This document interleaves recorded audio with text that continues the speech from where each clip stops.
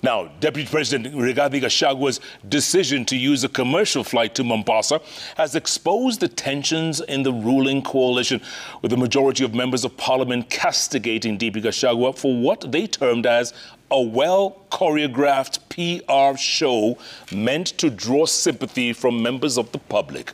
Now, the heated debate saw the leader of the majority in the National Assembly, Kimani Ichung'wah, clarify that only the President and First Lady are entitled to military aircraft transportation.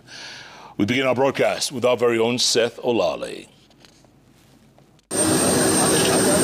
Deputy President Rigathi Gachagua was on Tuesday captured on camera at JKIA carrying a blue suitcase while taking a commercial flight, the national carrier Kenya Airways, to Mombasa. A move that has invited discourse within and without Parliament. As you have closed that debate, opposition members of Parliament triggered debate that was initially murmurs in the corridors of Parliament. Yesterday, to my dismay, the Deputy President took a commercial flight to Mombasa and was hauling his own bag, getting into the aircraft, Honorable Speaker.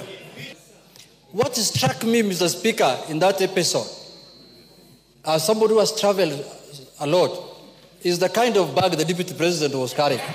That one really struck me. That the kind of bag is not for the Deputy President. That bag is for something else. Another thing that struck me in that episode is what was the content of that bag, because the Deputy President could not even give it to his bodyguard. He had to hold it himself in person, Mr. Speaker. What could have contained in that bag, Mr. Speaker?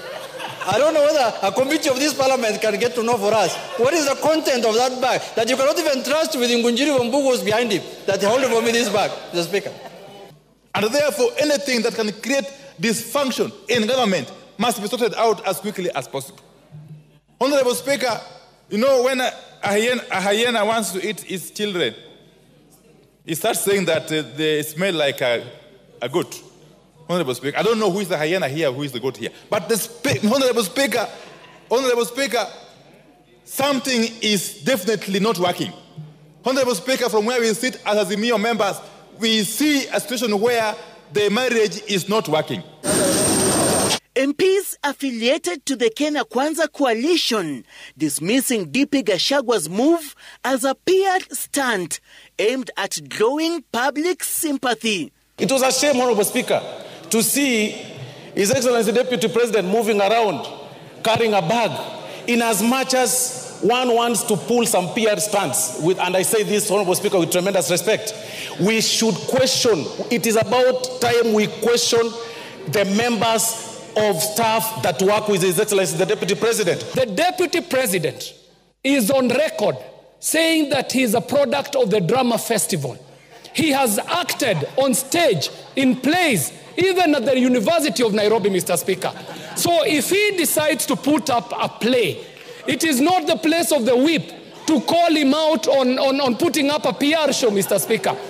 Mr. Speaker, the Deputy President is very serious about supporting the talents in this country.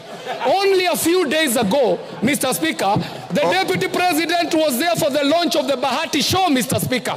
We might have had a continuation of the same show on the side, on the runway of at JKI, Mr. Speaker.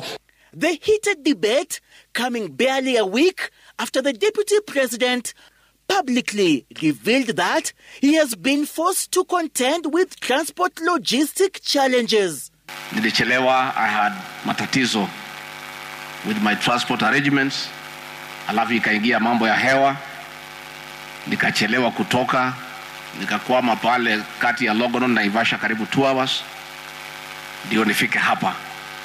But Majority Leader in the National Assembly, Kimani Ichung'wah, clarified that military aircraft transportation is out of bounds for DP Gachagua, as it is a reserve for the President and First Lady. Only the President and the First Lady, the President as Commander-in-Chief, since we don't have a Deputy Commander-in-Chief, has access to military aircraft. The leader of majority revealing that DP Gachagua's assigned police helicopter is currently undergoing maintenance. The Deputy President has a police aircraft designated for his use, which currently is under maintenance, and the Cabinet Secretary tells me in the next few weeks they will have finalized with its maintenance. This House passed last year's budget, 2023-2024, and they allocated funds to every arm of government. The executive got their vote, and in particular, the presidency got a budget to help them run their affairs. Honorable Speaker, this House appropriates and budgets for travels of the Deputy President, Honorable Speaker, and at no given time have we ever envisaged a situation where he takes a commercial flight. Seth Olale, Citizen TV.